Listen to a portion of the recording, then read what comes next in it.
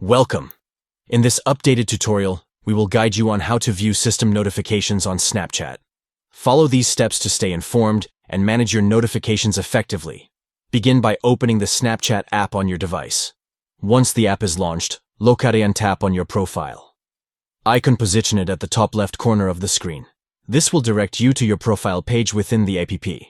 Next, look for the gear icon situated at the top right corner of the screen. Tap on the gear icon to access the settings menu on Snapchat. Within the settings menu, scroll down and locate the Notifications option. Tap on Notifications to enter the Notification Settings section. By tapping on the Notifications option, you can view and manage your system notifications on Snapchat. Here, you can customize your notification preferences, including sound alerts, vibrations, and more, to suit your needs. By following these steps, you can easily stay updated and in control of your system notifications on Snapchat. Thank you for watching, and we hope this guide helps you in managing your notifications effectively.